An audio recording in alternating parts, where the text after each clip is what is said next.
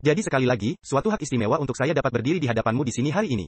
Dan saya akan berbagi dengan Anda sebuah ceramah, khotbah berjudul COVID-19 dan penganiayaan akhir zaman.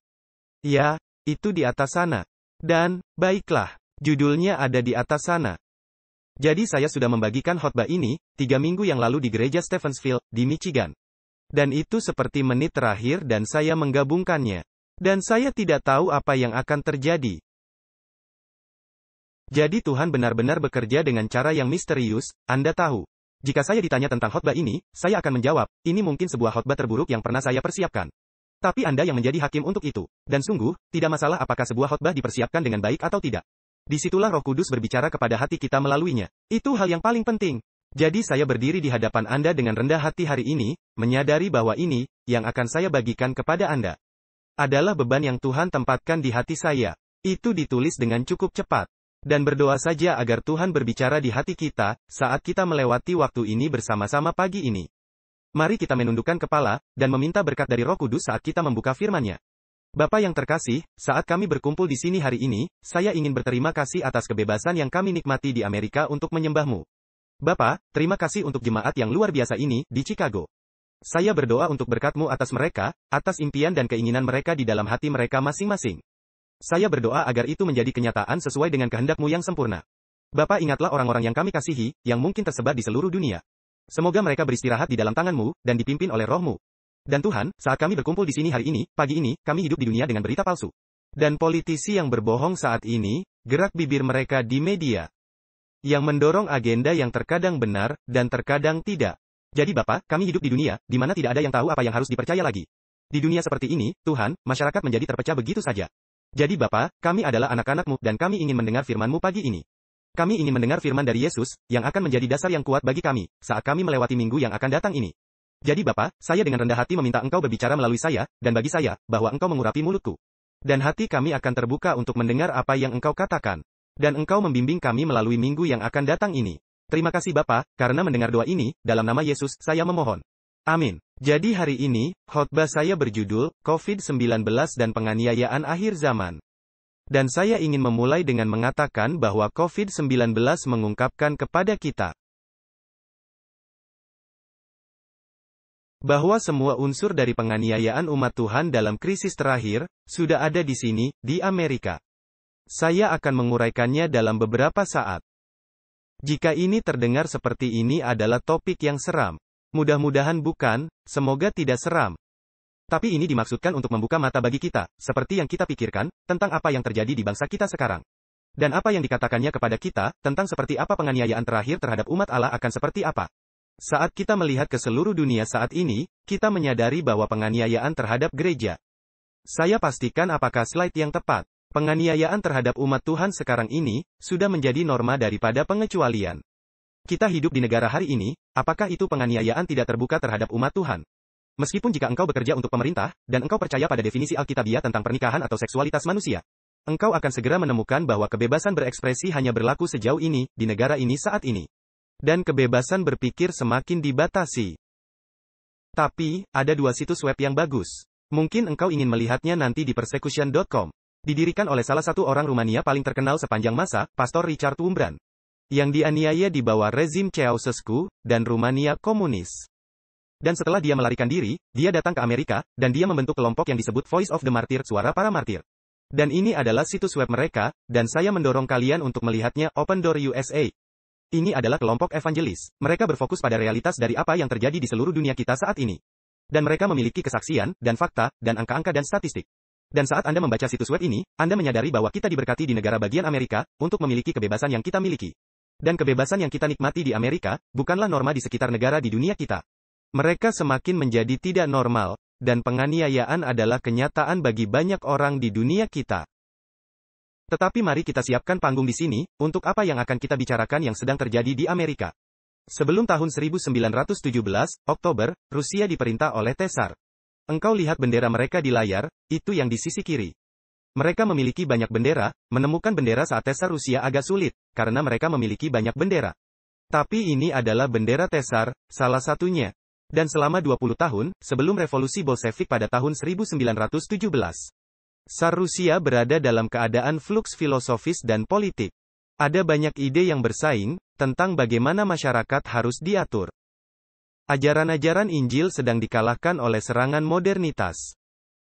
Dan untuk beberapa generasi di Rusia, ada filsuf dan filosofi dan gerakan politik yang bersaing, yang mendorong pandangan dunia tertentu untuk diadopsi oleh masyarakat Rusia secara keseluruhan. Kita tahu tentang Bolshevism, tetapi yang bertentangan dengan ini adalah Menshevism. Dan Bolsheviks berpendapat bahwa untuk pengambil alihan dengan kekerasan oleh sosialis. Dan Mensheviks berpendapat untuk pengambil alihan internal bertahap oleh sosialis. Tetapi tujuan akhirnya sama. Ada orang yang mendorong agraria atau kembali ke tanah. Ada Leninisme, yang sedikit berbeda dengan Bolshevisme. Ada mistisisme ortodoks, ada nihilisme dan ada nasionalisme ekstrim. Dan semua filosofi yang bersaing ini, bersaing untuk kepatuhan orang-orang Rusia. Menjelang revolusi Bolshevik pada tahun 1917, dan keluar dari kekacauan filosofis Tsaris Rusia, muncullah kediktatoran komunis Lenin dan kemudian Stalin. Tubuh Kristus dianiaya dengan kejam, dan di masa saat itu di Rusia. Mungkin lebih dari 60 juta orang terbunuh di tangan Soviet di dalam Rusia itu sendiri. Dan kemudian kita datang ke Jerman, sebelum pemilihan Adolf Hitler pada tahun 1933. Itulah yang kita sebut Republik Weimar, antara Perang Dunia Pertama dan saingan Hitler, yang dikenal sebagai Republik Weimar.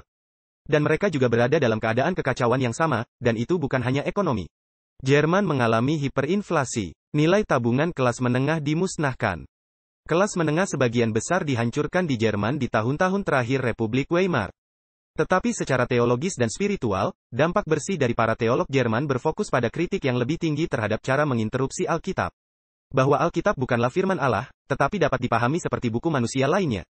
Dan itu bisa dipelajari seperti buku manusia lainnya. Dan itu tidak dipersatukan oleh Roh Kudus. Dan kita harus melakukan demitologi sehingga ketika Yesus berjalan di atas air, dia tidak benar-benar berjalan di atas air. Dia sedang berjalan di atas gundukan pasir di bawah air misalnya. Dan ketika transfigurasi terjadi, mereka tidak melihat Yesus ditransfigurasi dengan kemuliaan surga. Tetapi mereka berada di sisi timur, Gunung Tabor, dan itu adalah sinar matahari. Saat itu pagi, dan matahari bersinar. Cahaya berkilauan dari salju ke pakaian Yesus. Dan itulah mengapa mata mereka dibutakan. Yah, tidak pernah ada salju di Gunung Tabor. Jadi kita tidak berpikir itu bukan penjelasan yang mungkin tentang transfigurasi. Tetapi intinya adalah, di bawah pengaruh para teolog kritis yang lebih tinggi. Orang Jerman telah kehilangan penghormatan terhadap firman Tuhan sebagai otoritas tertinggi dalam kehidupan. Dan karena itu mereka adalah masyarakat tanpa otoritas tertinggi. Jadi Adolf Hitler datang, dan berjanji untuk menjadi otoritas tertinggi, yang menentukan hati nurani bangsa. Yang pikirannya adalah hati nurani bangsa. Orang-orang menerimanya, dan terguncang dari penghinaan perjanjian Versailles yang mengakhiri Perang Dunia Pertama. Ketika mata uang Jerman runtuh, nasionalis dan komunis, sosialis dan Nazi berperang jalanan di jalan-jalan Jerman selama beberapa tahun. Hasil dari kekacauan politik dan ekonomi dan sosial adalah kedatangan kediktatoran fasis Adolf Hitler dan Partai Nazi. Sekali lagi, seperti di Soviet Rusia, tubuh Kristus dianiaya dengan kejam dan jutaan orang binasa. Jadi kita datang ke Amerika Serikat hari ini, sebelum apa yang kita lihat dalam Wahyu pasal 13, di mana penyatuan gereja dan negara, dan penerapan hukum memaksa ibadah pada hari Minggu, sebagai sarana untuk membawa persatuan nasional. Amerika Serikat saat ini sedang hanyut dari tambatan protestannya ke dalam keadaan kekacauan sosial, moral dan politik. Jika Anda tidak percaya saya, Anda tidak menonton berita. Tidak peduli seberapa palsu, atau benar berita itu, memang benar bahwa Amerika sedang jatuh ke dalam kekacauan. Pertempuran ideologis dan pertempuran jalanan, sekarang sedang terjadi di universitas, di media, dan di gelombang udara. Dan di jalan-jalan kota-kota besar kami, antara partisan dari paling kiri dan dari paling kanan. Kita memiliki kelompok kepentingan khusus yang mendorong agenda mereka sendiri. Kita memiliki hakim aktivis, mempolitisasi, dan membangunkan perusahaan, atau faksi media di jalur perang ideologis yang berbeda. Kita melihat penolakan terhadap warisan Yahudi Kristen kita. Kita melihat pemaksaan melalui boikot ekonomi. Dan kita menanggapi bahwa kita melihat boikot ekonomi, orang menggunakan dolar mengikuti alasan ideologis.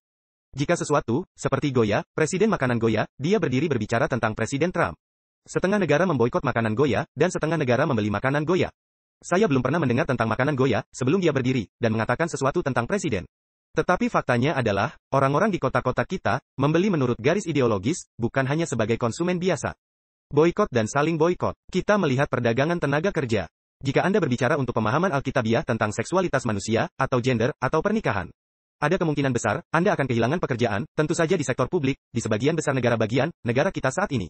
Kita melihat media tentang badai api, intimidasi fisik, dan kekerasan jalanan menjadi semakin umum. Jika Anda mengatakan Anda milik partai tertentu, di mana Anda mendukung calon presiden selatan, Anda mungkin ditembak mati di jalan. Hampir tanpa hukuman, atau Anda mungkin dipukuli sampai mati oleh orang banyak. Yang mengklaim mereka menentang kekerasan, tapi untuk melawan kekerasan, mereka memaksakan kekerasan pada semua orang. Pandemi COVID telah menunjukkan kegilaan Amerika hari ini. Bahwa semua alat untuk penganiayaan terhadap minoritas yang berbeda pendapat, sudah ada. Saya akan membahas alat-alat itu. Dalam sekejap, Amerika akan masuk ke dalam kekacauan. Secara pasti seperti Tsar Rusia masuk ke dalam kekacauan. Republik Weimar jatuh ke dalam kekacauan. Dan kemudian hal berikutnya di sejarah negara-negara itu, adalah orang yang kuat dan kediktatoran otoriter. Dan kita mungkin berada di sana, untuk mencapai titik itu di Amerika, apakah kita suka atau tidak suka. Sekali lagi, jika sejarah adalah panduan apapun, tubuh Kristus akan dianiaya. Dan sekali lagi banyak pengikut Yesus akan menghadapi penganiayaan, dan mungkin mati martir. Ini membawa kita ke COVID-19. Saat kita melihat apa yang terjadi pada COVID-19 dalam 6 bulan terakhir, kita melihat bahwa kebebasan sipil dasar kita, hak konstitusional, dan kebebasan beragama kita di Amerika, mereka tidak dapat dicabut seperti yang kita pikirkan. Jika seorang gubernur, jika seorang wali kota, jika Departemen Kesehatan dan Layanan Kemanusiaan memutuskan untuk memberlakukan keadaan darurat, tidak ada yang suci. Kita melihat bahwa tidak ada hak yang tidak dapat dicabut. Itu kata yang mengerikan untuk diucapkan, tidak dapat dicabut. Tidak ada hak yang tidak dapat dicabut. Kebebasan hati nurani, kebebasan beragama, kebebasan berkumpul, kebebasan berbicara, keberadaan kita telah sangat dibatasi selama pandemi COVID ini. Sekarang terlepas dari niat terbaik dari legislatif kami, dan gubernur kami dan wali kota kami. Dalam pertempuran mereka melawan virus, yang nyata dan banyak orang telah meninggal karena virus ini. Lockdown telah mengungkapkan bahwa hak kita yang seharusnya tidak dapat dicabut, sebenarnya tidak dapat dicabut sama sekali. Mereka bisa hilang besok begitu saja. Mungkin secara tidak sengaja pandemi ini telah mengungkapkan bahwa bahan untuk penganiayaan terakhir terhadap umat Tuhan sudah ada. Dan bahwa para pemimpin politik di seluruh spektrum politik-politik kita siap dan bersedia menggunakannya, jika diberi kesempatan. Sekarang kita secara historis Advent mengatakan bahwa kemurtadan terjadi di Amerika. Sebenarnya ada 3 mekanisme di mana pemerintah federal memaksakan kehendaknya pada masyarakat. Ada tindakan Kongres, tetapi belum ada tindakan Kongres yang memberlakukan lockdown di COVID. Ada perintah eksekutif presiden, tetapi belum ada yang memaksakan lockdown. Atau keputusan Mahkamah Agung. Ada 3 mekanisme di tingkat nasional di negara kita, yang dengannya hukum dapat ditegakkan di seluruh negeri kita. Tak satu pun dari 3 opsi itu yang diikuti dalam pandemi virus corona. Apa yang telah kita lihat adalah bahwa gubernur dan wali kota telah memutuskan untuk memaksakan aturan mereka sendiri. Dan mereka telah menemukan kekuasaan otoriter, yang kita tidak pernah tahu mereka miliki sebelumnya. Jadi, apa saja bahan-bahan itu, yang kita lihat di negara kita saat ini? Nah, pertama-tama kita melihat kita memiliki media nasional yang korup. Apakah Anda di pihak kanan atau kiri atau tengah, sulit untuk mengetahui siapa yang harus dipercaya lagi. Kita memiliki media nasional yang korup dari mana kebenaran telah hilang, mendorong agenda ideologis partisan. Mendorong sebuah narasi di mana kebebasan sipil kita, hak konstitusional, dan kebebasan beragama kita, di negara bagian yang berbeda, ditangguhkan tanpa batas selama keadaan darurat. Sekarang saya tidak tahu bagaimana bagi kalian di sini di Illinois, tetapi di Michigan kami baru saja melewati lockdown yang cukup ekstrim. Dan kemudian Mahkamah Agung kami baru-baru ini memutuskan bahwa semua perintah eksekutif tidak konstitusional, dan mereka dibuang. Dan apa yang terjadi sebagai tanggapan? Gubernur memutuskan bahwa ada hukum tahun-tahun 1917 sampai 18 dari pandemi Spanyol, yang memberi Departemen Kesehatan dan Layanan Kemanusiaan, hak untuk mengunci kita semua. Kita tidak tahu bahwa hukum itu ada, kita tidak memilihnya, sudah lebih dari 100 tahun yang lalu. Tetapi sekarang hukum-hukum itu telah diberlakukan kembali. Jika Anda berada di California, dan ingin menyelenggarakan kebaktian gereja, Anda berada dalam masalah hukum yang serius. Tentu saja, Doug Batchelor memutuskan untuk menyiasatinya beberapa bulan yang lalu, di mana dia mengumumkan di gerejanya, bahwa mereka tidak akan mengadakan kebaktian Sabat tetapi mengadakan protes Sabat. Mereka tidak akan membawakan lagu-lagu pujian. Mereka akan mengadakan nyanyian protes. Mereka tidak akan melakukan pembacaan Alkitab. Mereka akan melakukan bacaan dari protes literatur. Dan mereka memprotes tirani dosa dalam masyarakat kita. Dan saya tidak yakin bagaimana hal itu terjadi padanya, tetapi tentu saja kita tersenyum. Tetapi kita menyadari fakta bahwa di California, jika Anda membuka gereja, seperti gereja yang sangat terkenal di LA, yang menghadapi denda puluhan ribu dolar yang menumpuk setiap, karena mereka bersikeras untuk bertemu di gereja itu, bahkan di hari Minggu. Kita juga melihat di masa pandemi COVID ini ada raksasa media sosial yang tidak netral. yang bukan sekedar platform, tapi mereka adalah publisher, mereka memiliki agenda. Dan mereka akan membatasi, dan mereka mencegah suara apapun yang mempertanyakan narasi dominan. Saya lihat video di YouTube, dan saya mengenali ketika orang mengatakan sesuatu dengan cara tertentu. Untuk menghindari algoritme, melarang video tersebut. Kita mengalami hari-hari ini secara real-time, penyensoran kebebasan berbicara kita. Dan itu berasal dari raksasa media sosial, yang tampaknya kebal dari hukum. Kita melihat bahwa di negara bagian kami, dan di Amerika hari ini, jika Anda adalah pembangkang dari narasi dominan, Anda akan dibenci di media, Anda akan diserang oleh massa online. Dan Anda akan dianggap sebagai motif terburuk oleh para pemimpin politik tingkat nasional dan negara bagian. Saya tahu dari pengalaman pribadi, jika Anda berbicara tentang pertanyaan, seperti seksualitas manusia atau pernikahan Alkitabiah, atau keluarga, Anda akan diserang dengan kejam. Sebagai aturan umum, istri saya mengatakan kepada saya, setiap kali saya berkhotbah, jangan melihat media sosial selama seminggu. Itu saran yang bagus sebenarnya. Dan teman-teman saya memberitahu saya, Konrad, suhunya turun sedikit. Tetapi jika Anda berbicara tentang apapun akhir-akhir ini, bahkan dari mimbar, Anda akan dijelekkan bahkan oleh orang-orang di dalam gereja Advent. Kita terpecah seperti masyarakat yang lainnya. Dan demonisasi itu memengaruhimu secara mental, memengaruhimu secara spiritual, mempengaruhimu secara fisik. Ini adalah serangan nyata pada Anda. Kita melihat dalam pandemi COVID, bahwa pertemuan untuk ibadah dan penginjilan telah dilarang di berbagai negara bagian.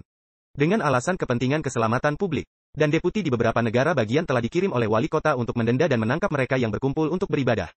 Bahkan dalam layanan drive-in. Kejadian yang sangat terkenal, saya pikir itu di Missouri, di mana seorang wali kota setempat memutuskan untuk melarang semua kebaktian gereja. Sebuah gereja lokal telah menyewa sebuah drive-in theater, semua orang duduk di mobil mereka. Dengan jendela terbuka, dalam kelompok rumah tangga mereka, dan mereka menonton kebaktian di layar.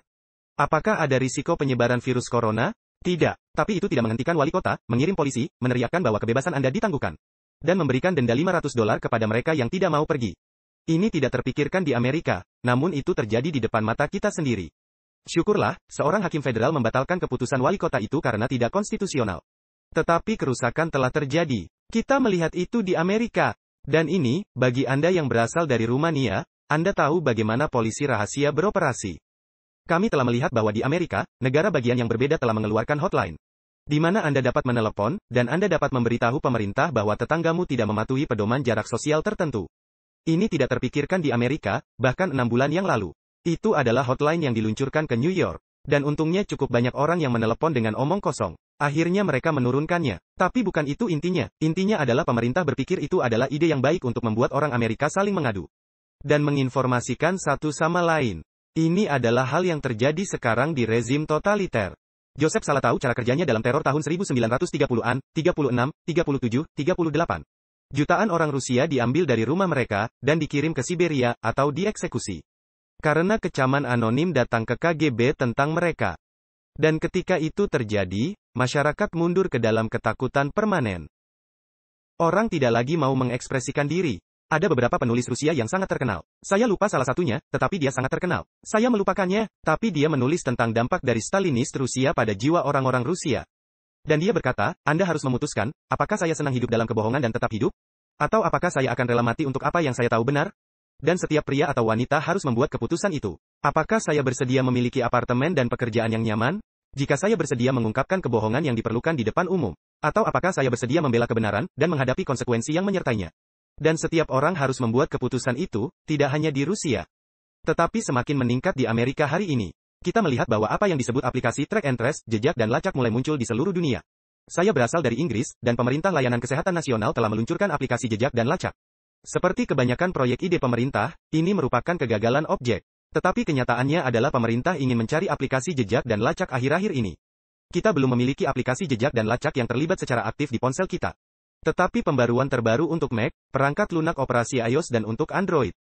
Mereka telah mengaktifkan perangkat lunak, dan pembaruan terbaru Anda. Sehingga ketika aplikasi jejak dan lacak diluncurkan, maka itu akan berfungsi di smartphone kita.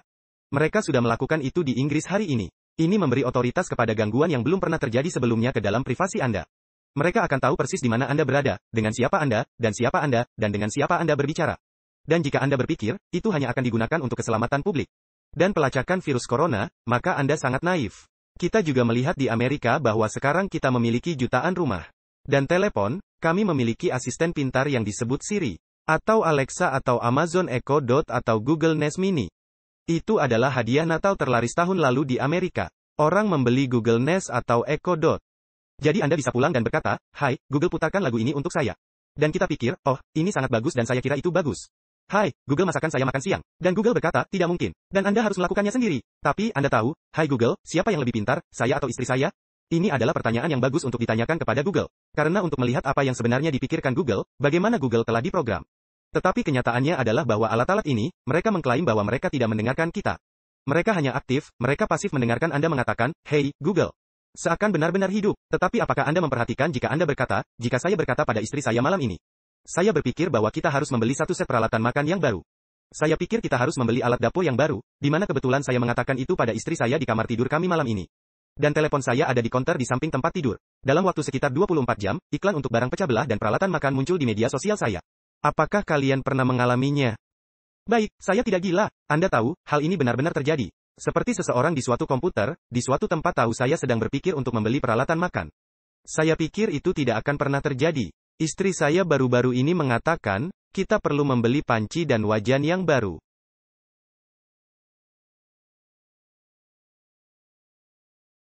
Baterainya habis, bisakah mikrofon ini dinyalakan?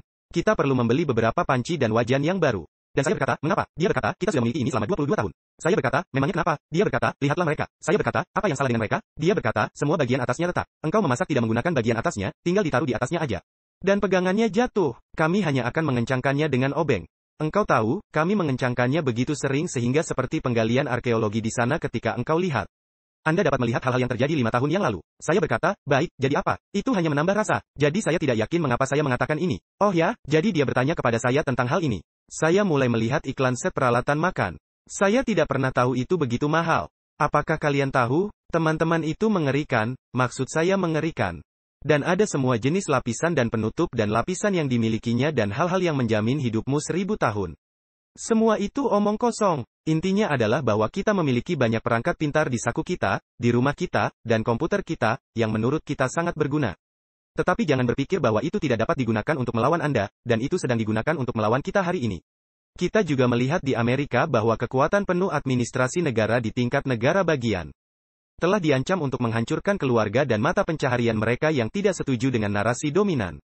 Kami telah melihat di beberapa negara bagian, ancaman anak-anak dipindahkan dari rumah mereka. Rumah pemilik bisnis tidak akan menutup bisnis mereka. Tetapi anak-anak mereka dipindahkan oleh layanan perlindungan anak. Dari orang tua yang menolak untuk mematuhi narasi dominan. Itu adalah kasus di negara bagian seperti Washington, Oregon baru-baru ini. Kita juga melihat di Amerika, dalam 6 bulan terakhir ini, jaksa agung dari berbagai negara bagian. Mereka secara sewenang-wenang mencabut izin usaha, dan pendaftaran usaha. Menolak individu, hak mereka untuk membeli, menjual, ke bank atau mencari nafkah.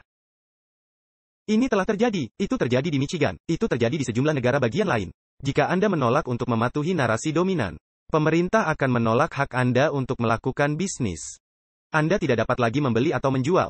Ini bukan hanya Wahyu 13 dalam ibadah. Ini terjadi sekarang di Amerika, di beberapa negara bagian karena COVID-19. Kita juga melihat perjalanan internasional hampir terhenti dengan cepat dan mudah. Sekarang bahwa itu mungkin hikmahnya. Ibu mertua saya tinggal di Moskow. Dia terancam tidak akan datang tahun ini, dia berjanji untuk datang tahun ini. Karena COVID, dia tidak bisa datang tahun ini. Ada keuntungan yang datang dari situasi ini. Tapi mari kita pikirkan ini dengan serius. Orang tua saya tinggal di Inggris. Ibu mertua saya tinggal di Rusia. Kami benar-benar memiliki sedikit cara untuk melihat mereka sekarang. Misionaris kami kebanyakan berada di luar negeri di seluruh dunia. Ketika COVID melanda, kami memberi mereka semua pilihan. Apakah Anda ingin tinggal atau pulang? Hampir semua orang tinggal di lapangan. Kami memiliki beberapa orang yang mencoba untuk pulang. Dan satu pasangan terjebak selama 6 minggu di Bandara Amsterdam. 6 minggu terjebak di bandara, karena Anda tahu mereka tidak bisa kembali, mereka tidak bisa maju, dan mereka tidak bisa masuk ke Holland. Jadi mereka terjebak di bandara selama 6 minggu. Itu waktu yang lama untuk terjebak di bandara. Saya pikir ada film Tom Hanks tentang seorang pria yang terjebak di bandara. Agak lucu, tapi ini untuk kehidupan nyata, dan itu bukan pengalaman yang lucu. Tapi bayangkan jika Anda memiliki keluarga, di negara lain di dunia, saya yakin banyak dari kita di sini, termasuk saya sendiri. Kita memiliki kerabat mungkin di Karibia, atau di Kanada, atau Eropa Timur, atau Asia Tenggara. Ketika perjalanan internasional baru saja berhenti, maka tidak ada yang terjadi. Australia kemarin mengumumkan bahwa mereka akan melarang semua perjalanan internasional setidaknya sampai akhir tahun 2021. Anda tahu, kami memiliki misionaris di luar sana yang ingin mendirikan kantor, dan kami membawa mereka pulang pada bulan Maret. Untungnya, jika tidak, mereka ada di sana selama 6 minggu tugas kerja. Mereka akan terjebak di sana selama 1 tahun lagi. Dan itu bukan tempat yang buruk untuk terjebak di Australia, kurasa. Tapi intinya tidak ada yang mau terjebak di lokasi luar negeri untuk waktu yang lama. Kita melihat bahwa di Amerika Serikat, dalam 6 bulan terakhir, sebagian besar perguruan tinggi dan gereja di banyak negara bagian telah diperintahkan untuk ditutup kembali, demi keamanan publik. Dan mungkin sepertiga dari perguruan tinggi di Amerika tidak akan bertahan secara finansial selama lockdown COVID.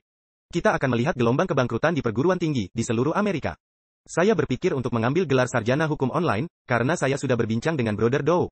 Saya sedang berpikir untuk mengambil gelar sarjana hukum online dengan Concor dia. Mereka melakukan 3 tahun online, kursus JD, saya ingin melakukannya, karena saya ingin belajar hukum. Saya ingin menambahkan gelar saya, engkau mungkin mengatakannya demikian, dan kemudian mereka bangkrut hanya beberapa bulan yang lalu. Dan itu adalah gelar hukum online yang bagus. Dan saya pikir saya ingin melakukan itu. Tapi kemudian mereka bangkrut dengan nama nasional, tapi mereka sudah hilang. Jadi kesempatan itu hilang. Jadi apa yang kita lihat di Amerika adalah bahwa perguruan tinggi dan gereja telah diperintahkan untuk ditutup. Untuk memperoleh keuntungan, demi kepentingan keselamatan umum. Dan mungkin yang paling mendasar, semakin banyak di negara kita, kebenaran telah dinyatakan sebagai ujaran kebencian di berbagai bidang. Dan ketika Anda tidak tahu apa yang bisa Anda percayai, maka masyarakat sipil akan berantakan. Jika saya tidak mempercayai Anda dan Anda tidak mempercayai saya, maka kita tidak akan pernah membuat kontrak. Anda tahu, bank harus mempercayai Anda untuk memberi Anda hipotek. Jika Anda ingin membeli mobil, mereka harus mempercayaimu bahwa Anda akan membayar mobil itu. Jika Anda mendaftar untuk kelas perguruan tinggi harus percaya bahwa Anda akan membayar tagihan tersebut tepat waktu.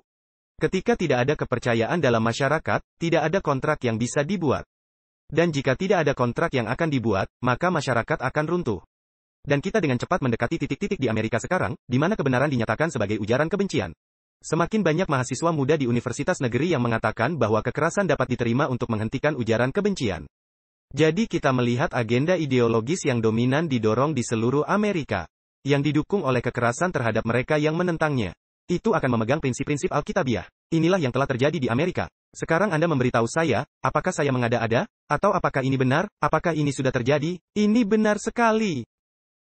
Jadi mari kita terapkan hal itu kepada orang-orang di akhir zaman Tuhan dalam penganiayaan terakhir sebelum Yesus datang kembali. Apa yang kita lihat berdasarkan COVID-19 adalah bahwa semua bahan penganiayaan terhadap umat Tuhan, seperti yang kita lihat dalam Wahyu 13, sudah ada di tempat. Untuk gubernur, dan wali kota, dan direktur departemen, dan berbagai pejabat administrasi di seluruh negeri. Untuk mengunci umat Tuhan di berbagai cara. Bagaimana itu bisa dimainkan? Jika kita akan menerapkan tindakan penguncian COVID-19 kepada umat Tuhan. Seperti apa bentuknya? Yah, pertama, kita akan melihat bahwa kebebasan sipil dan agama kita akan dicabut. Itu adalah amandemen pertama hak kita untuk beribadah atau tidak beribadah kepada Tuhan. Akan menjadi tidak berarti. Gereja-gereja kita akan ditutup. Dan kita melihat bahwa paralel dengan itu, kemungkinan penutupan semua gedung gereja kita, perguruan tinggi kita, conference, uni, pelayanan pendukung kita. Semuanya akan ditutup, karena kita tidak mengikuti narasi dominan. Tidak akan ada lagi konferensi Illinois, Gereja Advent Elmhurst, Divisi Amerika Utara.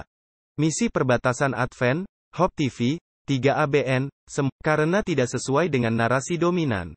Kita melihat bahwa kita tidak akan dapat berkumpul bersama untuk ibadah, atau pertemuan, atau untuk penginjilan. Semakin meningkat dan ini berasal dari teori kritis. Semakin lama Injil semakin dipandang sebagai ujaran kebencian. Sekarang, mengapa saya mengatakan itu? Ada sejumlah alasan filosofis mengapa Injil semakin dilihat oleh para ahli teori kritis, yang mendominasi universitas-universitas kita, universitas-universitas negeri, sebagai ujaran kebencian. Nomor 1 adalah kebenaran sekarang tergantung pada pengalaman hidup subjektif Anda. Pengalaman hidup subjektif saya adalah kebenaran saya. Seperti Oprah Winfrey katakan, itu kebenaran Anda. Setiap seruan kepada otoritas eksternal untuk mengatakan, ini adalah kebenaran. Bukan pengalaman hidup subjektif Anda, sekarang dipandang sebagai agresi mikro dalam teori kritis. Dan ketika perguruan tinggi kami mengatakan bahwa kami akan menjadi ruang yang aman.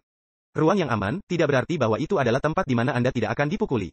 Tak satu pun dari kita menginginkannya. Ruang yang aman berarti secara filosofis, jika Anda pergi ke kampus umum, dan Anda percaya bahwa Anda adalah penguin.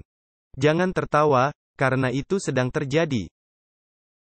Jika Anda kuliah di perguruan tinggi negeri, dan Anda mengatakan saya penguin trans. Tidak ada yang bisa dibiarkan terjadi di kampus itu, yang akan mempertanyakan pemahaman diri Anda tentang siapa Anda. Tidak ada yang boleh mengganggu, atau mempertanyakan, atau menyangkal, atau membantah, atau membuktikan bahwa Anda bukan penguin. Inilah yang dimaksud dengan ruang aman dalam teori kritis. Sekarang saya menggunakan contoh yang tidak masuk akal di sini. Tetapi pada konvensi politik baru-baru ini, salah satu pembicara utama dalam salah satu sesi breakout hari itu adalah perubahan Putri Duyung. Dan saya ingin bertanya pada diri sendiri, apakah orang ini benar-benar percaya bahwa orang ini adalah Putri Duyung? Apakah saya akan menerima bahwa orang ini adalah Putri Duyung? Karena tidak ada undang-undang federal yang melarang pembunuhan Putri Duyung bukanlah spesies yang dilindungi. Dan jika saya datang dan menembakmu mati, saya tidak dapat dituntut atas pembunuhan. Karena masyarakat mengatakan, kita harus menerima ideologi ini. Jika Anda berkata Anda perubahan Putri Duyung, itu artinya Anda Putri Duyung. Putri Duyung bukanlah spesies yang dilindungi, ada perlindungan untuk nyamuk. Karena itu saya dapat membunuhmu. Itu membawa logikamu ke kesimpulan logisnya. Tentu saja, Anda tidak akan setuju dengan saya. Karena Anda dapat mengatakan itu pembunuhan, tetapi tidak ada hukum yang melarang membunuh Putri Duyung. Lihat betapa absurdnya ini. Namun faktanya, pemberitaan Injil yang semakin meningkat dinyatakan sebagai ujaran kebencian. Karena panggilan Yesus adalah untuk bertobat. Kata-kata pertama Yesus dan Injil adalah bertobat dan percayalah karena kerajaan Allah sudah dekat. Dan itu berlaku untuk saya, dan berlaku untuk kita semua dan itu berlaku untuk seluruh dunia kita.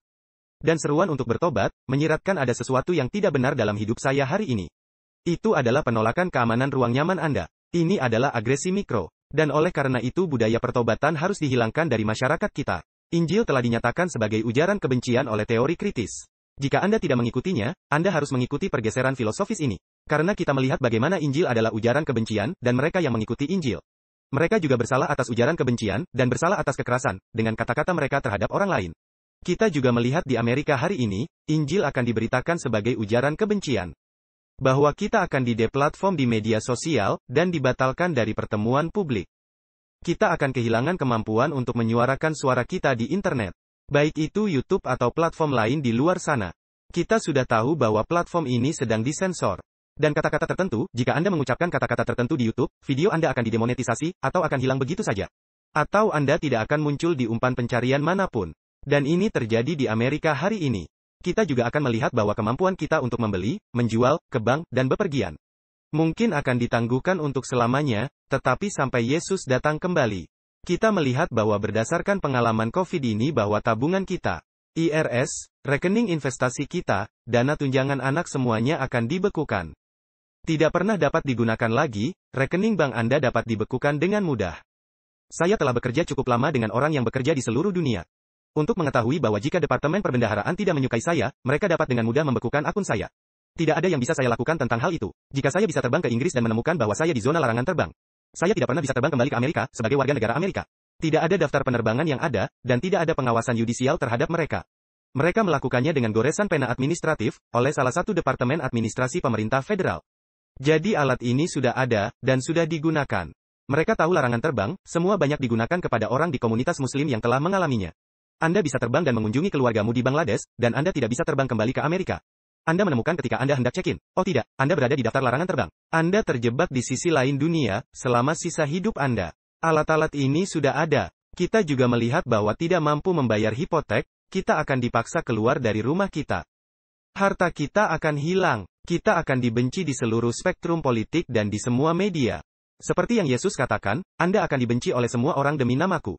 Perhatikan ini, Yesus tidak mengatakan Anda akan dibenci oleh semua orang, karena siapa Anda. Para pengikut Yesus akan dibenci oleh semua orang, karena dunia menolak Yesus Kristus. Dan mereka yang menyandang nama Yesus adalah wakilnya, dan mereka akan dianiaya. Kita mengatakan kepada misionaris kami bahwa bagaimana setan menyerang keluarga misionaris. Dia menyerang anak-anak. Karena jika setan memberi Anda demam deng, atau setan membiarkan Anda terkena demam berdarah, Anda akan menggertakkan gigi dan melewatinya. Tetapi jika anak Anda diserang secara seksual oleh massa di komunitas itu, kemungkinan besar Anda akan pulang. Sulit untuk mencintai komunitas yang baru saja memperkosa putri Anda. Namun Allah, Sang Bapa melihat putranya dikuburkan di ladang misi. Tuhan tahu seperti apa dinamika, rasa sakit dalam suatu hubungan. Melihat sedekat itu, yang paling dekat denganmu menderita. Dan penganiayaan akan terjadi, dan mungkin akan melibatkan anak-anak kita. Kita akan diburu oleh massa di jalanan. Apakah ada massa di Amerika hari ini di jalanan? Benar, ada massa di jalan-jalan kita, mereka melanggar hukum. Dan mereka kebanyakan damai, tetapi saya tidak ingin terjebak di bagian yang tidak damai. Karena bagian yang tidak damai cukup mematikan akhir-akhir ini. Kita akan diburu oleh massa di jalan-jalan, dan oleh birokrat negara. Yang semakin mabuk pada kekuatan absolut, yang diberikan oleh deklarasi darurat. Kita menemukan bahwa mudah untuk mendeklarasikan epidemi. Tetapi tidak ada yang tahu kapan harus menutup epidemi, atau bagaimana menyatakannya selesai. Kapan ada tingkat kematian yang dapat diterima? Anda tahu, lebih sedikit orang yang meninggal karena COVID daripada karena flu. Apakah itu berarti pandemi COVID sudah berakhir? Atau apakah kita harus berhenti bekerja tanpa batas waktu, karena flu membunuh lebih banyak orang sekarang? Maksud saya, pada titik apa kita mencapai titik kritis dengan ini? Saya tidak mengatakan ada lebih sedikit orang yang meninggal daripada flu. Tetapi ketika kita mencapai titik itu, seperti yang akan terjadi, kita mencapai kekebalan kelompok. Metrik apa yang kita gunakan untuk menyatakan epidemi ini telah berakhir? Dan pengalaman sejarah manusia adalah ketika penyelenggara negara mendapatkan kekuasaan absolut. Mereka sangat enggan untuk menyerahkannya. Itu salah satu pelajaran dari sejarah manusia. Dan kami di Amerika tidak berbeda dengan bagian dunia lainnya. Kita akan melihat bahwa aplikasi jejak dan lacak di ponsel kita akan melacak setiap gerakan kita. Dan perangkat pintar kita akan merekam setiap kata yang kita ucapkan. Jika itu belum terjadi, maka itu akan terjadi. Saya bercanda dengan teman-teman saya. Saya berkata, jika Anda ingin memberi seseorang masalah, kirimkan email kepada mereka. Jika mereka di luar negeri, kirimkan email kepada mereka dan katakan paket Anda telah tiba. Baiklah. Dan ketika mereka kembali ke imigrasi AS, kemungkinan mereka akan diwawancarai. Saya pernah berada di Turki, dan penerbangan saya dari sini ke Turki. Dan ketika saya kembali ke Amerika Serikat, jadi saya ditarik ke samping selama beberapa jam untuk diinterogasi. Dan mengapa itu? Karena ketika saya berada di Turki, saya telah melintasi perbatasan di Irak Utara. Dengan membayar tiket dengan uang tunai secara lokal. Tetapi ketika saya kembali ke Amerika, perjalanan itu diketahui, dan saya harus memberikan alasan mengapa saya berada di Irak Utara. Dan itu adalah wawancara yang panjang. Sebelum mereka mengizinkan saya kembali ke Amerika, mengapa Anda berada di Irak Utara selama ini? Jadi jangan berpikir bahwa kemana Anda pergi tidak diketahui oleh berbagai otoritas di luar sana. Kita mungkin mengatakan bahwa satu-satunya yang tersisa hari ini adalah alasan politik untuk mengubah alat-alat ini untuk sisa-sisa umat Tuhan yang setia. Bahan-bahan penganiayaan sudah ada di sana. Kita telah melihatnya. Dan ketika Anda menggabungkan semuanya, Anda menyadari bahwa semuanya diperlukan untuk menganiaya umat Tuhan. Satu-satunya hal yang tersisa adalah alasan politik untuk mengubah bahan-bahan penganiayaan ini, untuk sisa-sisa umat Tuhan yang setia. Jadi bagaimana kita menanggapi sebagai orang Advent? Eskatologi Advent, kita cenderung fokus pada urutan peristiwa. Jika Anda membaca sebagian besar buku-buku tentang peristiwa akhir zaman, mereka biasanya memiliki bagan, dan bagan itu, mereka berbicara tentang penutupan masa percobaan. Dan kemudian hukum hari Minggu dimulai, dan waktu kesusahan Yakub, dan waktu kesusahan kecil. Masa kesusahan, yang belum pernah terjadi sejak bangsa-bangsa muncul, dan seterusnya dan seterusnya. Dan berbicara tentang pemeteraian orang-orang kudus, tanda binatang dan seterusnya. Dan kita mengurutkan hal-hal ini. Apakah itu tidak benar? Kita telah melihat, saya telah melihatnya di banyak buku. Kita mengurutkannya, tetapi sedikit banyak, ini adalah pertanyaan yang salah untuk diajukan. Apa yang akan terjadi? Kapan itu akan terjadi? Itu pertanyaan yang salah untuk ditanyakan, karena kita tahu bahwa itu memang akan terjadi. Pertanyaan yang lebih penting adalah, apakah saya siap untuk itu? Anda tahu, saya menemukan pada bulan Juli tahun ini, saya memiliki batu ginjal. Dan utusan kecil setan ini telah bekerja turun dari ginjal saya, ke kandung kemih saya, selama 2 bulan terakhir. Saya dapat memberitahu Anda bahwa itu bukan pengalaman yang menyenangkan. Dan itu hampir di kandung kemih sekarang, kata mereka, Anda hampir sampai. Dan saya jadi terbiasa dengan teman kecil ini, saya dapat melacak kemajuannya. Seperti saya memiliki aplikasi jejak dan lacak, dan saya dapat mengetahui di mana rasa sakit itu. Dan itu bergerak ke bawah, dan saya berharap suatu hari dia akan keluar. Dan dokter berkata kepada saya minggu lalu, dengan ramah berkata, jika benda itu tidak keluar dalam 10 hari ke depan, kita harus masuk dan mengambilnya. Dan saya lebih suka tidak tahu bagaimana mereka akan masuk dan mendapatkannya. Anda tahu, itu sesuatu yang saya tidak membutuhkan semua detail yang mengerikan. Yang saya tahu bahwa itu sedang turun ke bawah. Turun ke bawah, secara harfiah dalam hal ini. Sesuatu yang tidak menyenangkan akan terjadi. Dan pertanyaan saya untuk diri saya sendiri adalah, apakah saya perlu tahu semua mekanismenya? Tidak. Apakah saya perlu bersiap untuk itu? Ya. Jadi, sebagai orang Advent, kita tidak perlu banyak bertanya pada diri sendiri. Bukan pada apa urutan peristiwanya, tetapi apakah kita siap untuk itu? Apakah kita secara pribadi siap? Mungkin 2 hal yang paling sering Anda dengar terkait penganiayaan adalah penganiayaan tidak akan pernah terjadi di sini. Dan kemudian mungkin lebih menyedihkan. Kita tidak pernah berpikir bahwa penganiayaan akan terjadi di negara kami. Itulah beberapa ungkapan tentang penganiayaan yang sering Anda dengar di dunia kita saat ini. Jadi Rasul Paulus berbicara tentang ini, dia berbicara tentang ini di gereja Korintus. Dan Paulus berbicara dari sudut pandang penganiayaan. Dan kita cenderung membagi dunia menjadi Kristen, animisme, Hindu, Muslim, Buddha, dan ateis. Tetapi Rasul Paulus memiliki cara lain untuk membagi dunia. Dia berbicara tentang gereja yang bebas, dan gereja yang dianiaya. Dan 2 Korintus pasal 1 ayat 3 dan 4, inilah yang dikatakan Rasul Paulus. Itu ada di layar. Terpujilah Allah, Bapa Tuhan kita Yesus Kristus. Bapa yang penuh belas kasihan dan Allah sumber segala penghiburan. Betapa indahnya ekspresi yang Tuhan ucapkan kepada orang-orang Kristen yang teraniaya. Dan Tuhan berbelas kasih kepada orang-orang Kristen yang teraniaya. Karena hal-hal yang terjadi dalam penganiayaan, yang kita harapkan tidak terjadi. Dan hal-hal terjadi yang kita harap bisa kita ambil kembali, tapi Tuhan itu penyayang. Dia adalah Bapa yang berbelas kasihan. Dan dia adalah Tuhan dari segala penghiburan. Itulah Tuhan menghibur gerejanya di tengah penganiayaan. Dia kemudian melanjutkan dengan mengatakan, ini adalah Tuhan yang menghibur kita dalam penderitaan kita. Jadi Paulus berbicara dari sudut pandang gereja yang dianiaya. Dan dia menulis kepada mereka yang belum mengalami penganiayaan. Dia berkata agar kita sebagai gereja yang dianiaya, dapat menghibur mereka yang berada dalam penderitaan apapun. Dengan penghiburan yang dengannya kita sendiri dihibur oleh Tuhan. Apa yang Paulus katakan di sini adalah bahwa gereja yang bebas, dapat belajar pelajaran tentang Tuhan dari gereja yang dianiaya. Yang akan kita lakukan dengan baik di Amerika hari ini, untuk memperhatikan apa yang terjadi di gereja yang dianiaya. Sehingga kita tahu bagaimana kita dapat menanggapinya, ketika kita sendiri menghadapi penganiayaan. Bagaimana Tuhan membawa umatnya melalui penganiayaan. Anda tahu, baru minggu ini, tanggal 6 Oktober adalah hari peringatan kematian Tyndale. Yang dibakar di tiang pancang di Inggris, sekitar 483 tahun yang lalu. Karena dia melakukan kejahatan, menerjemahkan Alkitab dari bahasa Latin ke bahasa Inggris. Dan kita berasumsi hari ini, bahwa setiap orang sudah memiliki Alkitab dalam bahasa mereka sendiri. Tetapi orang-orang benar-benar mati di tiang pancang, mereka dibakar hidup-hidup. Agar kita hari ini dapat memiliki ini di tangan kita.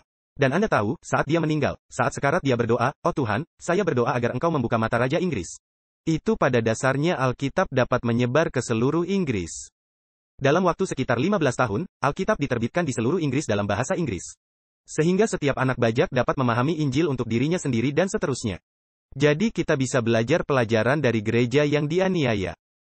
Dan saya ingin menantang kita hari ini. Anda tahu, saya tidak tahu apa yang Anda lakukan di waktu luang Anda. Jika Anda menonton NFL dan NBA, dan semua hal semacam itu, tidak apa-apa, tetapi pada dasarnya itu omong kosong, pada akhirnya tidak ada artinya. Sementara kita memiliki kebebasan, mulailah belajar pelajaran tentang gereja yang dianiaya. Mulailah membaca kesaksian, dan buku, dan kesaksian online. Dan ada banyak video online tentang orang Kristen yang telah melalui penganiayaan. Karena kita ingin mempersiapkan diri sebaik mungkin. Anda mungkin mengatakan bahwa secara intelektual, saya tahu saya akan mengalami penganiayaan. Saya berurusan dengan orang-orang Kristen yang dianiaya setiap hari dalam pekerjaan saya. Saya tahu itu akan datang kepada kita suatu hari. Tetapi tidak hanya secara intelektual saya tahu saya akan menghadapi penganiayaan, tetapi secara spiritual, apakah saya siap untuk itu?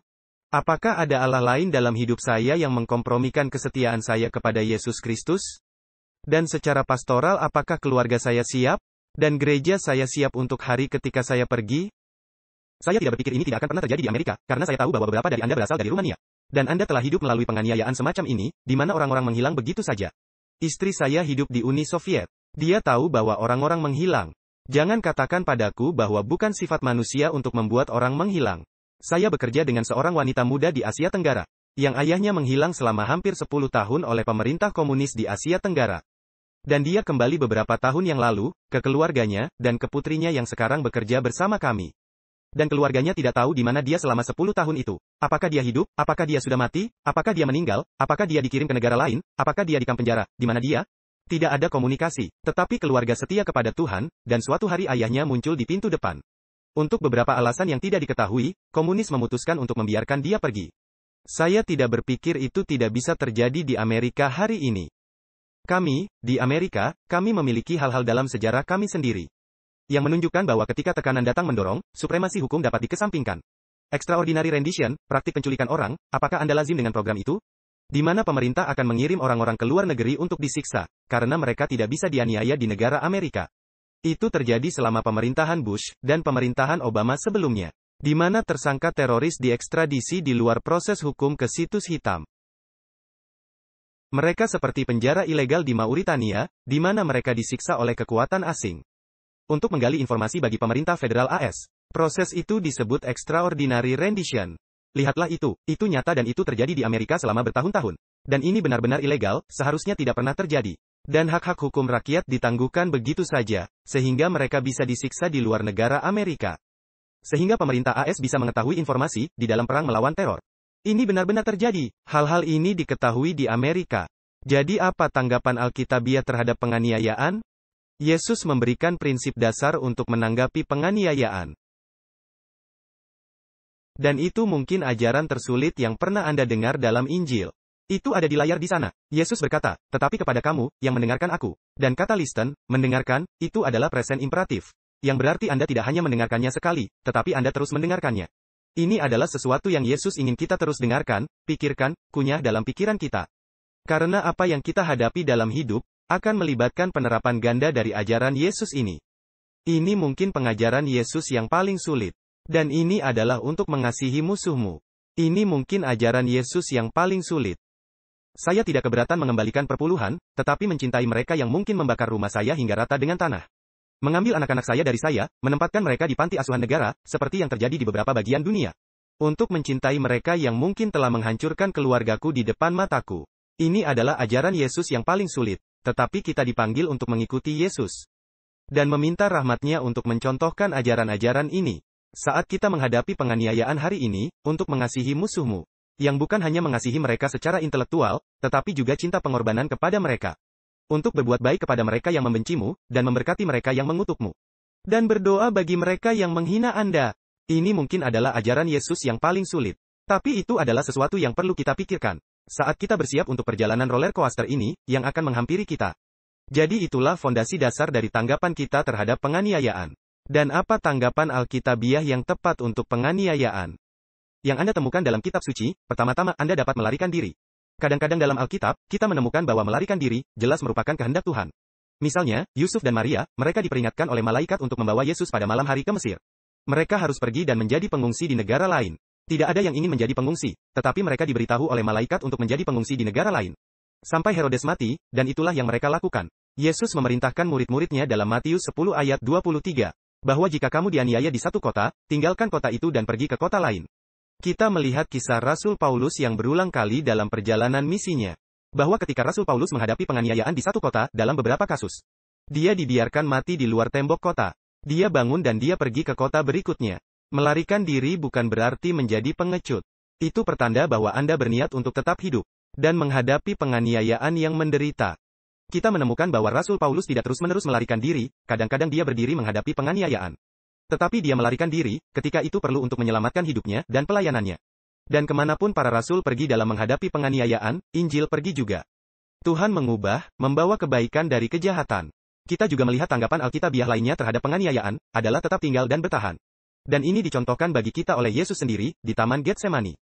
Di Lukas 22 ayat 41-52, Yesus tahu apa yang akan datang, dan dia bertahan. Karena dia melihat kebaikan yang lebih besar, yang akan dicapai melalui dia menanggung penderitaan itu.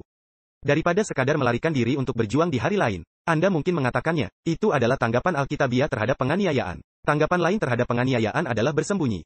Ini bukan tindakan pengecut. Kita melihat contoh Rahab. Dia menyembunyikan dua mata-mata yang datang ke Yerikho. Ketika raja ingin menemukan dan membunuh mereka, kemudian dia menyembunyikan mereka di atas atap, di bawah tumpukan rami. Dan ini adalah contoh bagi kita bahwa banyak orang Kristen modern saat ini. Kita dipaksa untuk bersembunyi, atau menyembunyikan orang lain, selama masa penganiayaan. Jadi Anda mungkin mengenal dengan Corrie ten Boom, Anda mengetahui ceritanya atau Anna Frank. Di dalam pendudukan Nazi, Nazi menduduki Eropa.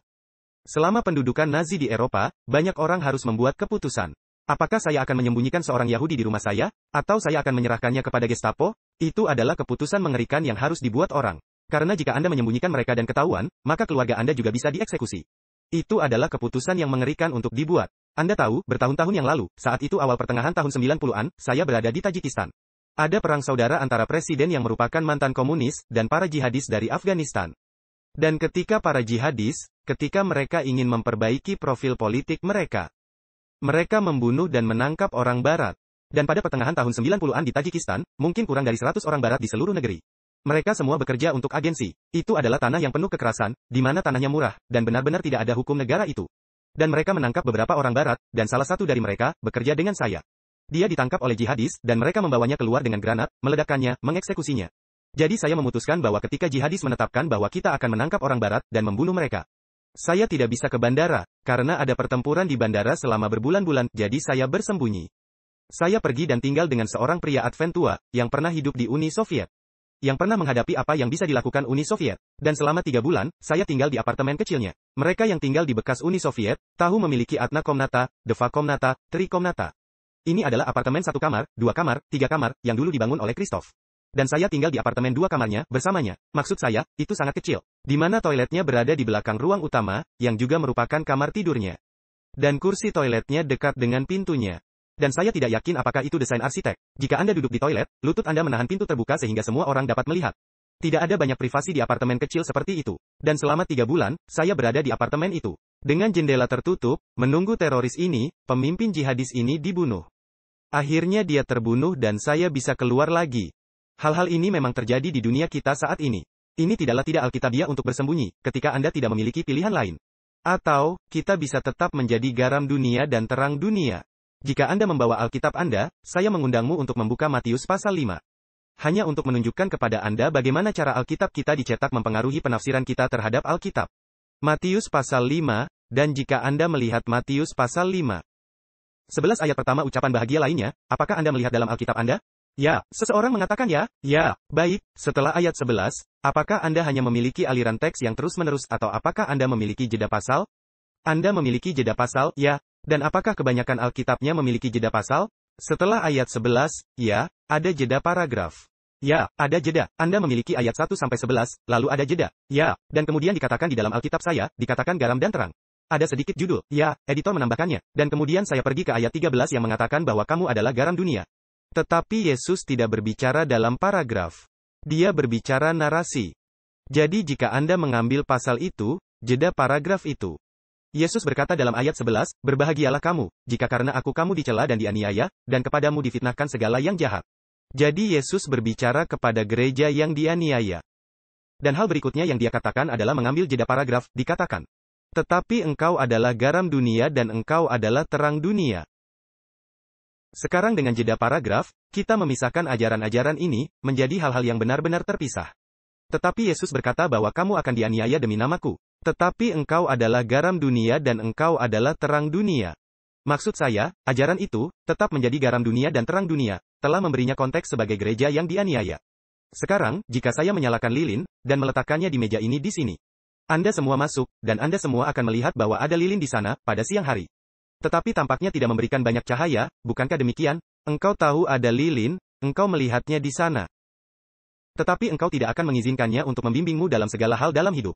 Tetapi jika Anda meninggalkan lilin yang sama persis dan kembali ke sini pada tengah malam, ketika tidak ada cahaya di sini.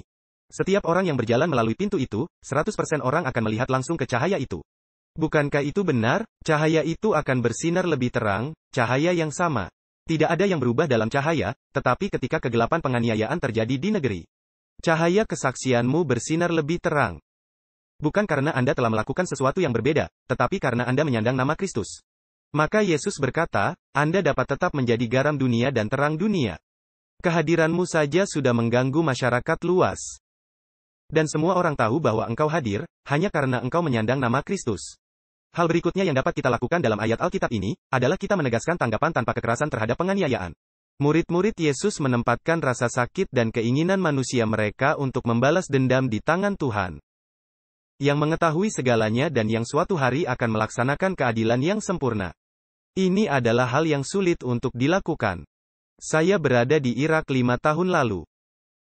Saya bersama seorang wanita muda, dan saya bertemu dengannya. Kami menghabiskan hari Sabat di sana dengan pendeta lokal. Dia orang Arab. Dan ketika kami memiliki waktu berdoa, dia berdoa untuk ISIS agar Tuhan memberkati mereka. Saya berkata kepadanya, apakah Anda tahu, sebagai wanita Barat, apa yang akan dilakukan ISIS jika mereka menangkapmu? Jauh lebih buruk daripada apa yang mereka lakukan terhadap saya, mereka mungkin menembakku, membakar saya hidup-hidup. Tetapi Anda, mereka akan mengubahmu menjadi budak dengan cara tertentu. Apakah Anda mengerti apa yang akan terjadi padamu? Dia berkata, ya, tapi dia masih berdoa untuk ISIS. Dan agak merendahkan bagi saya untuk melihat itu, karena dia menghadapi ancaman yang jauh lebih besar daripada yang akan saya hadapi. Dan dia masih berdoa bagi mereka yang berpotensi menjadi penganiayanya, mengetahui apa yang akan mereka lakukan padanya. Dan memang benar bahwa mereka yang menganiaya orang Kristen. Bahwa Tuhan akan meminta pertanggungjawaban mereka. Tetapi juga benar seperti dalam kisah Rasul Paulus, bahwa ketika Paulus menganiaya gereja. Dan memberikan suaranya untuk mengeksekusi mereka oleh Sanhedrin. Bahwa Yesus katakan kepada Paulus, Paulus berkata kepada Festus di kemudian hari dalam hidupnya. Dia mengatakan bahwa Roh Suci itu seperti menusuk hatinya. Ketika Yesus bertemu dengannya di jalan ke Damaskus, dia berkata, Paulus, sukar bagimu menendang ke galah rangsang. Artinya, ketika Paulus membunuh orang Kristen, Roh Kudus bekerja di hati Paulus. Dan akhirnya dia sampai pada pertobatan, di jalan menuju Damaskus. Tetapi sebagai pembunuh orang Kristen, Tuhan berusaha menyelamatkan Paulus. Dan jika Tuhan sedang mencoba untuk menyelamatkan para pembunuh orang Kristen, maka sikap kita terhadap mereka, seharusnya Tuhan juga masih bisa menyelamatkanmu. Ada contoh Alkitabiah tentang ini. Kita melihatnya dalam kisah Daniel. Di Daniel pasal 1, Nebukadnezar adalah monster. Jika Anda membaca sejarah kuno, dia akan membunuh seluruh populasi, memusnahkan seluruh kota. Dia akan menumpuk tengkorak mereka. Dan mereka menulis tentang Asyur dan Babilonia, mereka akan menyebutnya Holocaust. Di mana mereka membakar orang-orang di dalam lubang minyak. Dan Anda membaca tentang ini di beberapa sejarah kuno, mereka berbicara tentang membunuh seluruh populasi. Ketika Nebukadnezar menaklukkan Yerusalem, dia datang sebagai seorang musyrik. Seorang musyrik berarti dia menyembah banyak dewa. Ada banyak dewa di jajaran dewa Babilonia. Dia seorang musyrik dan kemudian dia bertemu 4 pemuda. Daniel, Sadrah, Mesah, dan Abednego, yang adalah penyembah Allah yang hidup. Maka dalam Daniel pasal 2, Nebukadnezar memimpikannya patung, dan Daniel menafsirkannya untuknya. Dan di akhir Daniel pasal 2, Nebukadnezar memerintahkan orang-orang dari bangsanya untuk menyembah Allah Daniel, yang memimpin semua Allah lain. Jadi dalam Daniel pasal 1, dia seorang musyrik dan Daniel pasal 2. Dia percaya ada banyak Tuhan, tetapi Tuhan Israel adalah yang maha tinggi. Dan di Daniel pasal 3, dia memiliki perapian yang menyala-nyala. Kemudian dalam Daniel pasal 4, dia memiliki kegilaannya. Di akhir kegilaannya, sekali lagi, Daniel menafsirkan mimpi itu untuknya, dia gila selama 7 tahun. Sekali lagi dalam Daniel 4, dikatakan, pada akhir 7 tahun, saya mengangkat mata saya ke surga. Dan kebijaksanaan saya kembali kepada saya. Di akhir Daniel 4, dia memuji Allah Israel yang hidup, dan hanya Allah Israel yang hidup. Dia sekarang seorang monoteis. Anda dapat memetakan konversi Nebukadnezar dari politeis ke henoteis, menjadi monoteis. Dan di setiap cerita itu, dia memiliki kontak pribadi dengan salah satu budak laki-lakinya, dari Yehuda. Daniel, Sadrah, Mesah, dan Abednego. Yang semua kemungkinan telah dikebiri untuk bekerja di istana kerajaan. Dan kemudian Daniel, saya tidak tahu apakah dia memiliki keluarga. Mungkin tidak dapat memiliki keluarga setelah dikebiri. Tetapi Anda memiliki perkembangan dari politeisme ke henoteisme, menjadi monoteisme. Dan apa ini? Itu adalah katalis untuk pertobatan Nebukadnezar. Ini adalah respon ramah pemuda yang dia aniaya. Ini adalah contoh bagi kita bahwa meskipun umat Tuhan dianiaya, seperti dalam kisah Paulus, bukan berarti Roh Kudus tidak bekerja di hati orang-orang yang menganiaya. Dan merupakan hak istimewa kita untuk mewakili Yesus kepada mereka dengan setia. Daripada menanggapi dengan kutukan, dan kebencian, dan berharap mereka mati. Kita juga melihat bahwa kita dapat melatih, kita bisa menyerahkan hidup kita. Ini adalah tanggapan yang sah terhadap penganiayaan. Dan menurut Wahyu 2 ayat 10, ada mahkota kehidupan khusus yang disediakan bagi mereka yang menyerahkan hidup mereka. Untuk iman di dalam Yesus Kristus. Kita juga dapat menggunakan hak istimewa hukum kita. Rasul Paulus, ya, dia melarikan diri dari kota ke kota, pada waktu-waktu itu. Tetapi ada kalanya Rasul Paulus berkata, oh, tunggu sebentar. Saya warga negara Romawi, kamu tidak bisa melakukan ini padaku. Dan dia berdiri di atas hak hukumnya. Dan ada saatnya ketika kita menghadapi penganiayaan. Ketika kita dapat menuntut agar hak-hak hukum kita dihormati. Bahkan jika pemerintah atau para penganiaya itu mungkin tidak menginginkannya. Ketika ada kesulitan hukum bagi orang Kristen, kita dapat mendokumentasikan insiden tersebut. Dan kita dapat meminta doa dan dukungan dari gereja di seluruh dunia. Kita dapat memberikan dukungan keuangan kepada orang Kristen yang dianiaya. Kita dapat melayani sebagai advokat dengan pejabat pemerintah. Dan mendidik anggota tentang hak-hak hukum mereka dalam yurisdiksi hukum tertentu. Rasul Petrus mengatakan bahwa kita tidak perlu heran ketika kita menghadapi penganiayaan. Dia mengatakan ada di 1 Petrus 4 ayat 12-13. Saudara-saudara yang kekasih, janganlah kamu heran akan nyala api siksaan yang datang kepadamu. Seolah-olah ada sesuatu yang luar biasa terjadi atas kamu. Sebaliknya, bersukacitalah, sesuai dengan bagian yang kamu dapat dalam penderitaan Kristus. Supaya kamu juga boleh bergembira, dan bersukacita, pada waktu ia menyatakan kemuliaannya. Jika engkau dicela atau dianiaya karena nama Kristus, terpujilah engkau karena roh kemuliaan dan roh Allah ada di atasmu. Di pihak mereka, dia dihujat, tetapi di pihakmu, dia dipermuliakan. Jadi kita tidak heran ketika kita menghadapi penganiayaan. Itu sedang menuju ke arah kita di sini di Amerika. Sebaliknya kita harus bersukacita. 1 Petrus 4 ayat 13. Kita diperintahkan untuk bersukacita dalam segala hal. Seperti Rasul Paulus dalam Filipi 4 ayat 4 dari sel penjara menulis ke gereja Filipi. Sekarang ini bukan seperti, saya senang selama penganiayaan, seperti semacam itu. Ini lebih merupakan perasaan yang menetap bahwa Tuhan bersama saya di tengah-tengah perjuangan ini. Sama seperti ketika dia berjalan melalui dapur api bersama dengan 3 pemuda Ibrani. Bahwa ketika kita menghadapi penganiayaan, kita harus bersukacita. Bukan Tuhan bersamaku, dan saya bersamanya. Kita harus berdoa dengan rasa syukur, Filipi 4 ayat 6, dalam segala hal. Termasuk menurut Rasul Paulus, kita harus berdoa untuk sesama kita yang menderita. Dan kita harus berdoa untuk para penganiaya kita. Seringkali orang menganiaya kita, karena mereka sendiri terjebak dalam posisi yang mustahil. Saya ingat cerita Rwanda dengan Hutu dan orang Tutsi. Orang diberi daftar dan dikatakan, jika Anda tidak membunuh 50 orang ini, kami akan membunuhmu dan keluargamu. Apa yang akan kamu lakukan? Ini adalah keputusan yang mengerikan, yang harus dibuat orang. Kita tidak memiliki hak untuk mengkritik satu sama lain, sampai kita telah melalui proses itu sendiri. Tetapi orang sering dipaksa untuk melakukan hal-hal yang mengerikan. Dalam Perang Dunia II, ketika Rusia mengirim pasukan mereka ke medan perang, mereka memiliki perwira di belakang. Dan jika tentara itu mundur, mereka akan ditembak oleh perwira mereka sendiri. Jadi pilihan apa yang Anda miliki, selain maju dan terbunuh atau dibunuh sendiri? Dan ada rezim di negara di dunia, di mana jika Anda tidak membunuh, Anda bisa dibunuh, atau dieksekusi, atau dipenjara. Jadi sementara seseorang mungkin menganiaya, mereka mungkin melakukannya karena ketakutan. Atau keinginan diri untuk mempertahankan diri, sebanyak yang kita kira itu keluar dari kebencian. Kita menolak untuk malu. Jika ada orang yang menderita sebagai orang Kristen, janganlah dia malu. Mari kita memuliakan Tuhan. Dalam hal ini, saya membaptis beberapa orang dari Iran. Saya berkata, "Hei, mengapa kita tidak membaptis mereka?" Dan mereka berkata, "Kami ingin membawa nama Kristus kembali ke rumah. Kami ingin menyandang namanya. Itulah identitas kita. Kita adalah ciptaan baru di dalam Yesus Kristus, dan kita akan menyandang namanya." Dan mereka menolak untuk dipermalukan, mereka menolak untuk membalas. Jika kita ingin mengetahui contoh bagaimana menanggapi penganiayaan, pertimbangkan Yesus dalam sengsaranya. Dia menolak untuk membalas. Dia diam seperti domba sebelum pencukurnya selesai. Dia tidak mengutuk kembali pada mereka. Dan sikapnya mengesankan semua orang di sekitar. Pilatus tahu bahwa Yesus tidak bersalah. Karena Yesus diam, dan dia tidak menanggapi seperti penjahat yang biasanya. Semua orang tahu bahwa Yesus tidak bersalah. Pilatus berkata, "Saya mencuci tangan saya. Saya tidak bersalah atas darah orang ini." Dia tahu kebenarannya, meskipun dia menghakimi Yesus. Kita percaya bahwa tidak ada yang dapat memisahkan kita dari kasih Tuhan. Percaya pada hadirat Allah yang kekal. Tidak ada yang dapat memisahkan kita dari kasih Tuhan. Dan menurut 1 Korintus 10 ayat 13, Tuhan tidak akan pernah membiarkan penganiayaan melampaui kekuatanmu sendiri, sehingga engkau tidak dapat menanggungnya. Lalu bagaimana kita menyikapi pandemi COVID ini? Ya, saya pikir, Anda akan setuju dengan saya bahwa orang-orang menanggapi penguncian ini dengan berbagai cara.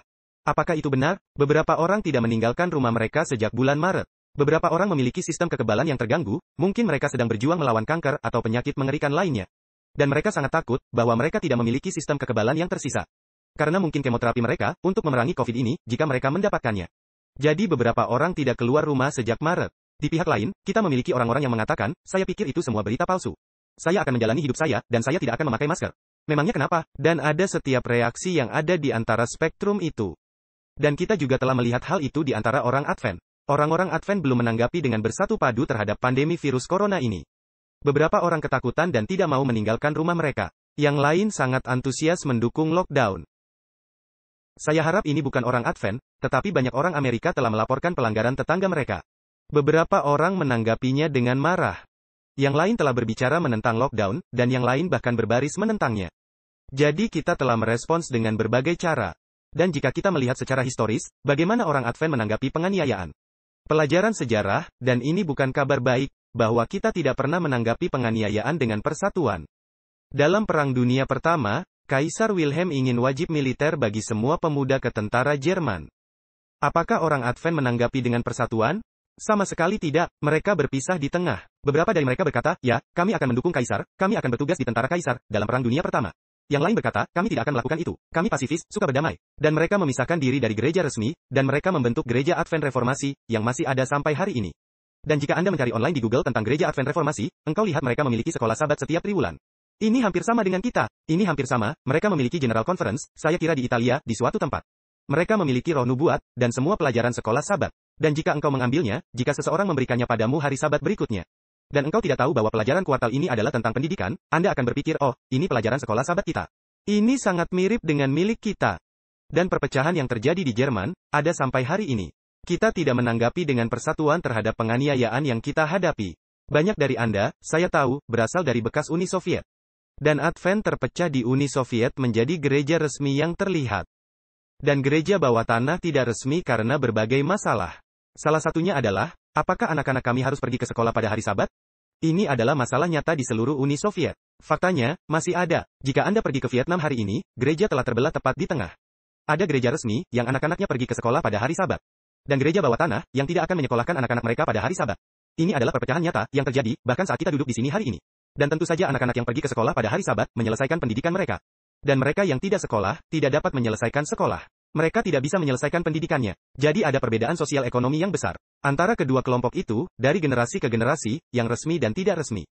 Kenyataannya adalah saya percaya bahwa penganiayaan di akhir zaman konsisten dengan tanggapan kita yang terbagi secara historis terhadap penganiayaan. Kita mungkin akan pecah sebagai gereja di seluruh dunia dalam penganiayaan terakhir. Itu akan menjadi antara Anda dan Tuhan. Tanpa conference, tanpa jemaat, tanpa union, tanpa divisi, tanpa pelajaran sekolah Sabat. Tanpa 3 ABN, itu akan menjadi antara Anda sebagai pribadi dengan Tuhan. Itulah yang akan terjadi dengan beberapa saudara dan saudari yang engkau percayai dalam hidupmu. Jadi pastikan Anda memiliki hubungan yang baik hari ini. Pastikan Anda saling mencintai. Pastikan bahwa Anda peduli satu sama lain. Tahu siapa yang akan bersedia mempertaruhkan keluargamu. Mengetahui nilai jiwa di mata Tuhan. Tapi itu akan terjadi kepada kita sebagai individu, bukan kita sebagai tubuh yang bersatu, karena itu tidak akan terjadi. Beberapa orang mungkin akan memaafkan atau bahkan membenarkan penganiayaan terhadap pembawa masalah Israel. Atau orang Advent mungkin akan mengakomodasinya. Orang lain akan menolaknya, dan hanya menunggu kedatangan Yesus kedua. Tidak ada dalam sejarah kita, yang menunjukkan bahwa kita akan memiliki tanggapan terpadu terhadap krisis terakhir. Dan jika Anda tidak percaya, lihat saja sejarah Advent kita. Saya percaya saudara-saudara, bahwa COVID-19 adalah panggilan untuk bangun, bagi kita semua hari ini. Ada banyak hal yang harus dipikirkan di sini pagi ini. Apakah kita bersatu dalam doa? Apakah kita tahu apa yang harus kita doakan untuk saudara-saudari kita? Apakah kita peduli untuk berdoa bagi saudara-saudari kita? Apakah kita mencintai saudara dan saudari kita? Atau apakah kita terlibat dalam apa yang disebut psikolog sebagai permainan paralel? Jika Anda pergi ke taman kanak-kanak, Anda melihat anak berusia 2 tahun. Anda memiliki 100 anak umur 2 tahun di lantai. Tetapi mereka berdua, mereka tidak bermain satu sama lain. Mereka bermain di samping satu sama lain. Tiba-tiba ketika mereka mencapai sekitar 3,5 jam, mereka baru mulai bermain satu sama lain. Dan seringkali di gereja kita melakukan penyembahan paralel. Kita duduk bersebelahan, tetapi kita tidak mengenal pria atau wanita di depan atau di belakang. Kita tidak tahu di mana mereka tinggal. Kita belum pernah ke rumah mereka. Dan kita tidak pernah berdoa bersama mereka. Kita bahkan tidak tahu apa yang harus didoakan. Jadi selagi kita memiliki kebebasan hari ini, mari kita mulai mencintai satu sama lain. Saling mengunjungi, jadi tidak mungkin tidak mengetahui apa yang harus didoakan dalam kehidupan masing-masing. Peduli kepada saudara dan saudari, di bangku di sebelah kiri, dan kanan Anda, dan di depan, dan di belakang Anda. Karena suatu hari Anda akan mengandalkan hubungan itu, untuk melewati penganiayaan terakhir. Apakah kita menabur benih selagi kita bisa? Sementara kebebasan yang kita miliki di Amerika masih ada. Apakah kita sedang membangun kerajaan di bumi? Ataukah kita melayani kerajaan kemuliaan?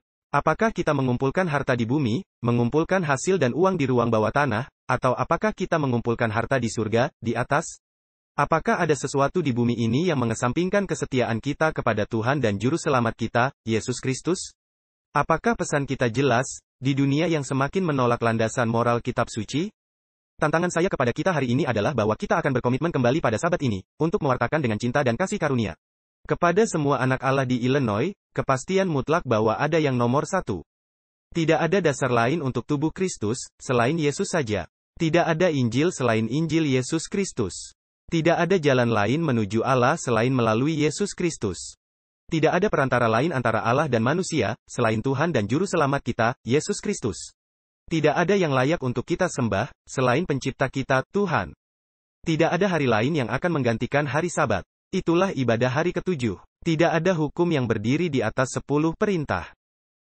Tidak ada kuasa lain untuk keselamatan, selain iman dalam rahmat dan kasih karunia Yesus Kristus. Tidak ada harapan lain untuk Amerika hari ini, atau untuk keluarga kita, selain penggenapan pengharapan itu. Dan tidak ada nama lain yang dengannya umat manusia dapat diselamatkan. Apakah ini yang dilihat orang di media sosial kita?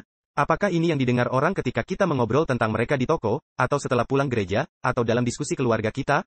Apakah orang mendengar kabar baik dari bibir kita? Di dunia yang sedang sekarat untuk kabar baik. Ketika hati orang-orang gagal karena ketakutan, dan masyarakat yang berantakan.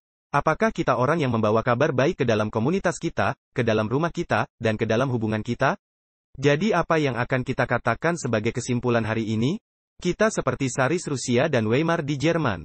Kita di Amerika sekarang hidup di sebuah era yang dalam kepastian melemahkan moral. Ketentuan yang lama hilang. Kita tidak lagi mengenal masyarakat, apa yang benar atau apa yang salah. Apa yang diperbolehkan atau tidak diperbolehkan. Fondasi Yahudi dan kekristenan di Barat berjalan lebih cepat. Dan elit sekuler kita mencoba memaksakan utopia, mimpi sekuler baru yang berani. Moral politik, dan kehancuran ekonomi adalah hasil yang tak terelakkan. Kami melihatnya di Amerika, di depan mata kami. Di kamp-kamp penjara Stalin, para penjaga tahu bahwa jika seorang tahanan memiliki satu barang pribadi, pena, sikat gigi, mungkin foto pasangan Anda.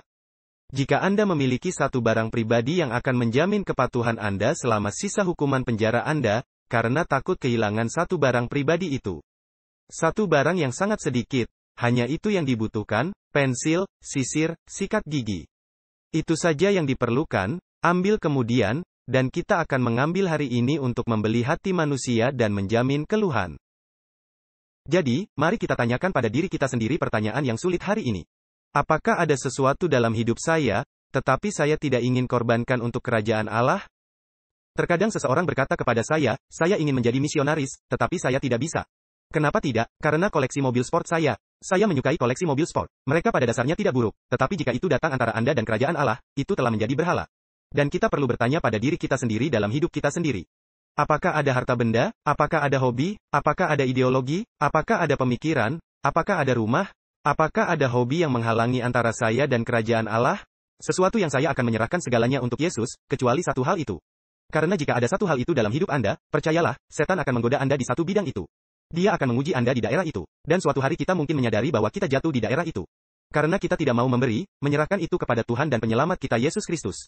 Kita mungkin berdoa dengan istri Lot, Bapa di sorga, saya akui ilah-ilah palsu telah menyusup dan telah merebut hati saya pada tahun 2020. Hati saya hari ini, seperti istri Lot adalah tawanan dunia ini. Tolong tetap jauhkan Bapa, ilah-ilah palsu itu dariku hari ini. Dan semoga seluruh keberadaanku menjadi tawanan dirimu dan firman-Mu saja. Amin. Jadi kita hidup di masa-masa penting. Kabar baiknya adalah Yesus akan datang kembali. Bagian-bagian kitab Wahyu yang sudah ditetapkan, terjadi di depan mata kita sendiri. Kita sedang menghadapi era kekacauan yang belum pernah terjadi sebelumnya, secara politik, ekonomi, sosial, dan moral. Di era kekacauan, seorang pria yang kuat akan muncul, rezim yang kuat akan berdiri, dan akan ada paksaan. Itu akan terjadi di Amerika, seperti halnya Tsaris Rusia dan Weimar di Jerman. Tetapi Yesus akan datang lagi. Jadi setialah, saudara-saudara, dan kasihilah satu sama lain, dengan kasih yang belum pernah engkau ungkapkan sebelumnya. Karena ketika semua dikatakan dan dilakukan, hanya kita sendiri, keluarga kita. Beberapa saudara dan saudari yang kita percayai, dalam perjalanan kita bersama Tuhan. Dan kemudian kita memiliki surga yang dinanti-nantikan. Yesus akan datang lagi. Tetap setia, dan tetaplah setia. Amin.